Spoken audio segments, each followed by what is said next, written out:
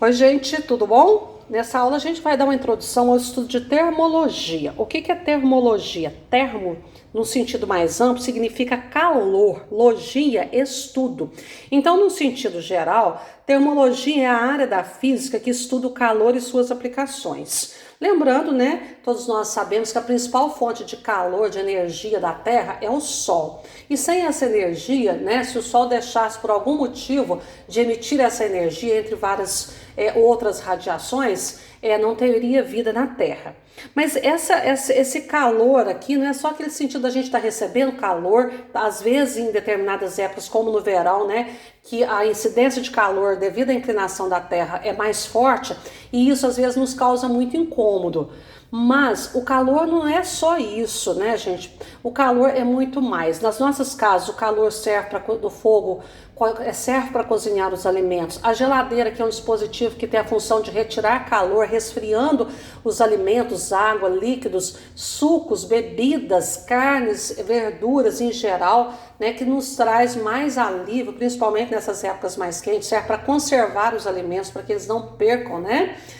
As indústrias químicas, as indústrias de laticínios, as indústrias siderúrgicas, várias, todas trabalham, né, entre muitas, com controle muito rígido de calor, de temperatura. Lembrando então que calor não é a mesma coisa que temperatura, então nós vamos ver esses conceitos. Então nós, assim como todos os ramos da física, a termologia ela tem muitas aplicações e muito importantes no nosso dia a dia. Então vamos tentar definir aqui o que é temperatura. Quando a gente fala em temperatura, eu acho que muitos lembram que temperatura está relacionada a algo que está quente ou frio. Então, no sentido assim, mais coloquial, temperatura é uma grandeza física que está relacionada ao fato de um corpo estar mais quente ou frio.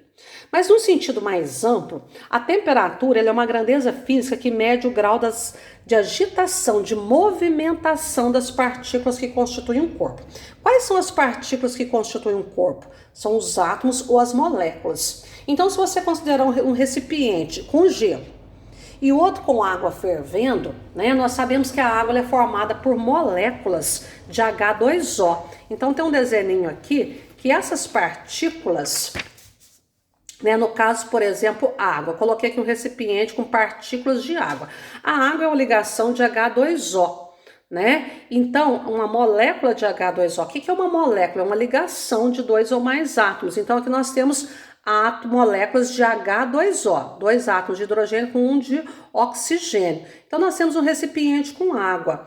Então, se nós considerarmos um recipiente com gelo e um recipiente com água fervendo, nós vamos ver que, aparentemente, a olho nu, nós não percebemos a movimentação das moléculas de água no recipiente com gelo. Água no estado sólido, gelo, água no estado sólido.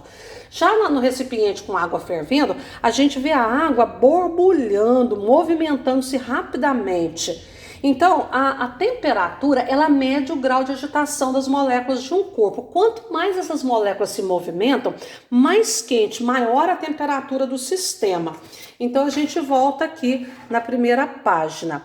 Olha, quanto maior a agitação das partículas, maior a temperatura. Ou seja, o corpo está mais quente. E vice-versa. Quanto menor a agitação dessas partículas que constituem um corpo, sejam elas átomos ou moléculas, menor a temperatura, o corpo está mais frio.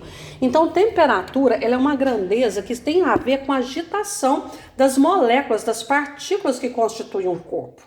Agora, o que é calor? Calor é um pouquinho diferente, é um outro conceito. Calor e temperatura não são não tem o mesmo conceito, não são a mesma coisa. Eu considerei aqui a seguinte colocação. Eu tenho aqui uma caneca de leite quente, o leite bem aquecido. Eu quero resfriar esse leite antes de colocá-lo para guardar na geladeira, porque não é bom a gente colocar recipientes ou alimentos quentes na geladeira. Por quê? Porque vai tirar o equilíbrio ali da geladeira, ela vai ter que trabalhar mais para restabelecer a temperatura e com isso ela gasta mais energia. Então eu vou colocar esse recipiente, essa caneca de leite quente, na minha pia cheia de água fria, com um pouco de água fria. Então vocês observam que nós temos aqui dois corpos com temperaturas diferentes, o leite mais quente, a água mais fria. Aí eu vou introduzir a caneca de leite dentro da água lá da pia, ou de uma bacia. Isso não importa. Pode ser um copo também, ou pode ser uma vasilha de água fria com de água quente, para a gente entender o exemplo aqui. A questão é a seguinte: o leite, ele tem mais energia interna, ele está mais quente. Aí eu vou voltar lá no meu exemplo do que vem a ser energia interna de um sistema, de um corpo. O que é energia interna? Energia interna é a soma de todas as formas de energia de um corpo ou de um sistema de corpos. Essa energia interna, ela é a soma da energia de movimento das partículas, das moléculas, que é o que a gente chama de energia cinética. Ela é a soma das energias de interação entre essas moléculas, entre essas partículas, essa energia de ligação molecular que prende uma molécula na outra. Então, a energia interna é a soma de todas as formas de energia que tem dentro de um corpo. Energia de movimento, que é a energia cinética, energia de ligação. Quanto maior a energia interna de um corpo ou sistema, maior é a sua temperatura, mais quente ele está, e vice-versa. Quanto menor a energia interna de um corpo ou sistema, menor a sua temperatura, mais frio ele se encontra. Então, o que a gente tem aqui é o leite quente, que está com bastante energia interna. Se ele está mais quente, ele tem mais energia interna. A água fria, ela tem menos energia interna. Quando a gente coloca dois corpos em temperaturas diferentes, aquele que tem maior temperatura, ele tem mais energia, ele vai passar uma parte dessa energia para aquele corpo que está mais frio, que no caso é a água. Esta energia que passa do corpo mais quente para o corpo mais frio é o que nós chamamos de calor. Veja que vai chegar um momento que o leite, à medida que o tempo vai passando, aliás, o leite vai esfriando e a água vai esquentando. Mas o leite não vai ficar frio de tudo, nem a água vai esquentar como o leite. Uma parte da energia do leite, da energia interna do leite, passou para a água. Então a temperatura do leite abaixou, a temperatura da água aumentou, até que os dois vão atingir a mesma temperatura. Quando o leite e a água atingirem a mesma temperatura, nós temos uma situação de equilíbrio térmico. A partir desse momento, não há transferência de energia de um corpo para outro mais. Não há transferência de calor de um sistema para outro. Então, lembrando, o leite mais quente tem mais energia interna, a água fria tem menos energia interna. A tendência natural é o corpo mais quente passar uma parte da sua energia para o corpo mais frio. Esta parte, não foi toda, esta parte que passou de um para o outro é o que nós chamamos de calor.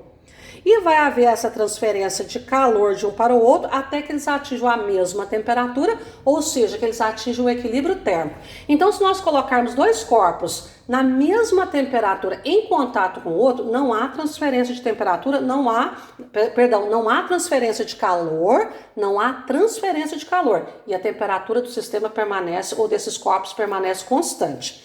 Então, calor é a energia térmica que passa de um corpo para o outro devido à diferença de temperatura entre eles.